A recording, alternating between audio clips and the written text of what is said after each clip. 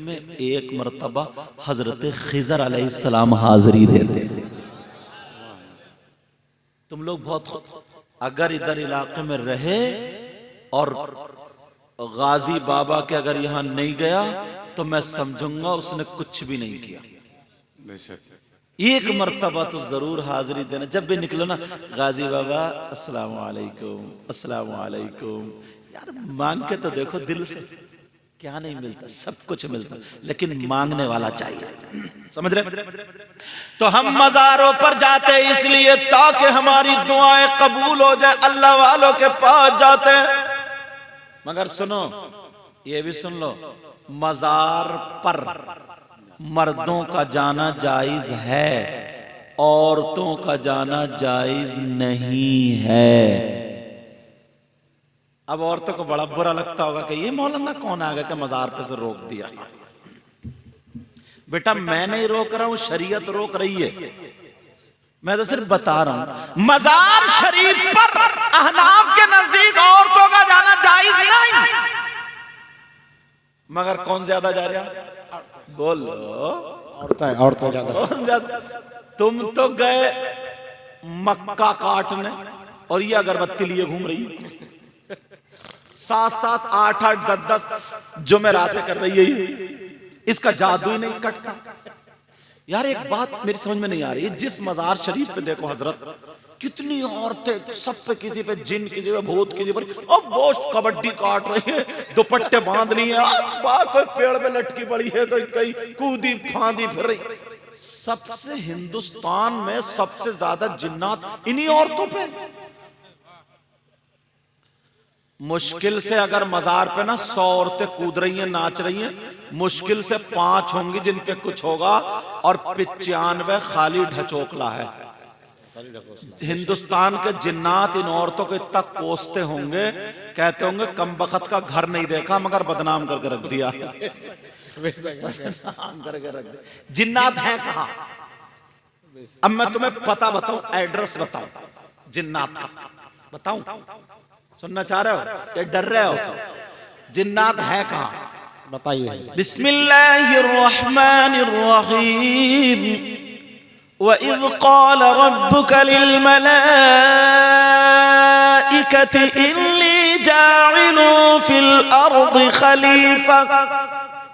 बेशक। ये आगे को पढ़ते चले जाओ, पढ़ते जाओ, इसकी तफसीर उठाओ। इंसानों से पहले यहां पर जिन्नात थे। अल्लाह ने फरिश्तों से कहा अब मैं इंसान भेजूंगा, अपना खलीफा आदम को बना करके भेजूंगा, इन्हें हटाओ, इनका सफाया करो, चलो। फरिश्ते बोले मौला ये इन जिन्नात के पास नफ्स है, कभी अपने कारोबार पे लड़ रहे हैं, कभी रिश्ते पे लड़ रहे हैं, कभी पैसों पे लड़ रहे हैं, कभी जमीन जायदाद पे लड़ रहे हैं। इंसानों के पास भी नफ्स देगा तू, उनमें भी लड़ाई होगी। वनहनु नुसब्बिहु बिहम्दिका व नुक़द्दिसु लक, और हम हैं, हमें न बिरयानी की जरूरत है, न कोरमे की जरूरत, न कपड़े की, न गाड़ी की, न घोड़े की, न नजराने की, न बीबी की, न खाने की, न पीने की। हम तो नूरी है ना, फरिश्ते नूर के। बेशक हम तो नूरी, हमें किसी चीज की जरूरत नहीं। हमें तो जिस काम में लगा देगा ना, हम तो उसी में ही लगे रहेंगे। वनहनु नुसब्बिहु बिहम्दिका व नुक़द्दिसु लक, हम तेरी तस्बीह बयान करते, तेरी तक़दीस बयान करते। हम में से किसी को खलीफा बना। क़ाल इन्नी अअलमु मा ला तअलमून, अल्लाह ने कहा जो मैं जानता हूं वो तुम नहीं जानते। वअल्लम आदम अल अस्माअ कुल्लहा सुम्मा अरदहुम अलल मलाइका, बुला लिया फरिश्तों को, आदम को। फरिश्तों से पूछा कि बताओ ये क्या, बताओ ये क्या। अना ला अलम, अना ला अलम, अना ला अदरी। इंग्लिश अगर जानने वाला आज के दौर में आई डोंट नो, यही तो कहता ना, समझे? अना ला अलम, अना ला अलम, क्योंकि अरबी जबान नहीं जानते। हजरत आदम से पूछा तुम बताओ, हजरत आदम ने बता दिया, क्योंकि अल्लाह ने सिखा दिया था। वअल्लम आदम अल अस्मा कुल्लहा सुम्मा अरदहुम अलल मलाइका, सिखा दिया, बता दिया। कहा मैं नहीं कहता था जो मैं जानता वो तुम नहीं जानते। हजरत आदम को भेजा, जिन्नात को सफाया कर दिया। बेशक। थोड़े बचे, कहां बचे? बियाबान में, जंगलात में, पहाड़ों में चले गए, छोड़ दिया उनको, जाओ बियाबान जंगलात। तो अब इस कुरान की तफसीर से पता चला जिन्नात कहां है? जंगल में, बियाबान में, जंगलात में, पहाड़ों में, वीरानी जगह पर। तो यार बियाबान में तुम जाते हो, जंगलात में तुम जाते हो, पहाड़ों में तुम जाते हो, तुम्हें भूत जिन्ना चिपटता नहीं। इसे घर में आटा गूंथते गूंथते जिन आ गया। बेशक 3 रोटी खा रहा हो, 1.5 की अकल तो रखो यार। इतना तो तुम्हें भी सोचना पड़ेगा। ये घर में झाड़ू मारते मार पड़ी है उल्टी। अरे इधर सोचो,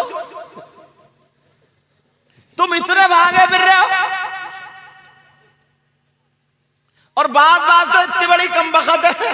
पहले मियाओं के पास जाती, अब मियां इनके ऊपर आ रहा। बेशक कह रही देखो वो मियां मेरे ऊपर आ रहे हैं, उनकी सवारी आ रही है, उनकी कोई सवारी नहीं। ये मसला पूरी दुनिया के मौलवी मुफ्तियों के टकरा लो, गलत हो तो गर्दन मार दियो मेरी। पूछो क्या कोई आदमी ऐसा, कोई औरत ऐसी है जिस पे कोई अल्लाह वाला हाजिर हो सकता है? क्या अल्लाह वाले की सवारी आ सकती है? एक मास्टर साहब आए ना, उन्हें पता चला ना कि सैयद साहब आए तकरीर करने, तो पूछा, मैं ऐसी टोपी कुर्ते में चला गया, हमारे इलाके की बात है हजरत, और 8-10 साल पुरानी बात है, तो साफा भी नहीं बांधे थे, अपनी टोपी ओढ़ के और ऐसे रुमाल डाल के कुर्ता पैजामा पहने चला गया। वहां ऐलान, इतना बड़ा इश्तहार में हमारा नाम, तो सबके पता नहीं सैयद साहब होंगे तो कौन है क्या कैसे। एक मास्टर साहब आए, बोले कौन से सैयद साहब? तो मुझे बता दिया, बोले ये हैं। तो पहले तो उसने मुझे ऊपर से नीचे तक देखा, यही है क्या? चलो उसने कहा चलो हो गया। बोले हजरत बहुत परेशान हूं। मैंने कहा क्या बात है? बोले हमारी बीबी पे सवारी आती है, सवारी। मैंने कहा क्यों, तुम्हारी बीबी घोड़ा तांगा है क्या? वो भी मुझ जैसे मौलाना फंस गया वो। बोले नहीं हजरत वो वाली नहीं। मैंने कहा फिर? बोले वो ऊपर वाली सवारी आती है। तो मैंने कहा क्यों, तुम्हारी बीबी है बस अड्डा या हवाई अड्डा, एयरपोर्ट है क्या? कौन सी सवारी आती है? मैं समझ तो गया मगर मैं खोल रहा था उसको। बोले नहीं हजरत वो सवारी आती है। चलो तो अब हम पहुंचे, इतनी मोटी भैंस, उसने जब फू फू इधर को करा और बोली आ गए, आ गई, आ गई। मैं समझा मेरी आ गई। मैं डर गया साहब। मैंने कहा शायद मेरी आ गई। मैंने क्या आ गई? तो बोले वो बन्नो बुआ की सवारी आ गई। और फिर छोड़ दो, फिर फूंक फा करके बोले साबिर पाक की आ गई, छोटे सरकार की आ गई, बड़े सरकार, अब बड़े पीर साहब की। मैंने कहा ठहर जाओ, बहुत हो गया तुम्हारा खेल। मैंने कहा बड़े पीर साहब बोल रहे? तो बोली हाँ बेटा हम बड़े पीर साहब बोल रहे। मैंने कहा अभी निकालूंगा बेटा और टेटा। 10 साल पहले की बात, 10-12 साल पहले की बात है। मैंने कहा बड़े पीर साहब बोले? कहा। मैंने कहा बड़े पीर साहब इतना बताओ तुम्हारी बीवी कितनी थी, उनके नाम क्या थे? तुम्हारी औलाद कितनी थी, उनके नाम क्या थे? कितने लड़के थे, कितनी लड़कियां थी? अब वो भैंस अटक गई, उसे क्या पता। मैंने फांस दिया। अरे भाई बड़े तुम हो तो तुम्हें पता तो होगा ना तुम्हारे बेटे कितने होंगे, बेटी कितनी होंगी, कितनी बीवी होगी। मैंने बड़े पीर साहब बोल रहे हैं तो बताओ बीवियों के नाम बताओ, बीवी कौन थी। अब उसे क्या पता, वो तो हमें पता क्योंकि हम उनके खानदान के। अब उसको भी बोली नहीं बड़े पीर साहब के मुंह नहीं लगते। मैंने रख के डांटा, कम बगत तू औरत है या बस अड्डा? शर्म कर, खुदा से डर। इसलिए मैं बता करके जा रहा हूं, हाथ जोड़ करके जा रहा हूं, सुन लो मेरी ये बात, मसला सुन लो। किसी कोई औरत ऐसी नहीं, कोई आदमी ऐसा नहीं जिस पे किसी अल्लाह वाले की सवारी हो या कोई अल्लाह वाला हाजिर हो। इस्लाम का ये नजरिया नहीं। बेशक हक है। अगर वो कहता है तो वो झूठा है, झूठी है, ऐसा हरगिज़ नहीं होता है। बेशक हाँ इतना है, किसी औरत पे जिन सवार हो जाता है ये, तो वो जिन झूठ बुलवाता है, चाहे वो आदमी पे सवार हो या औरत पे। मगर यार इतनी पछाड़े खा रही है, इतनी औरत नहीं। इनकी टाइम पे शादी करो, इन्हें मोबाइल मत दो, इन्हें हर बिगड़ने वाली, मेरी बात तुम्हें थोड़ी सी करनी लगेगी मगर मैं तुम्हारा इस्लामी रिश्ते का भाई हूं, दुश्मन नहीं हूं। बेशक। समझ लेना, जो हमने ना बेटियों को मोबाइल दे दिया 15-15 साल की बच्ची, वो सारी बातें जान गई है जो पहले की कई बच्चों की अम्मा जानती थी, वो 15 साल की जान गई। बेशक बेशक हक। मुझे बताओ यहां पर कितनी लड़कियां ऐसी हैं जो मुसलमानों की लड़कियां गैर मुस्लिम लड़कों के साथ टच है, और गैर मुस्लिम लड़कियां मुसलमान लड़कों के साथ टच है इस मोबाइल के जरिए। बोलो ऐसा नहीं है क्या? जी जी हक।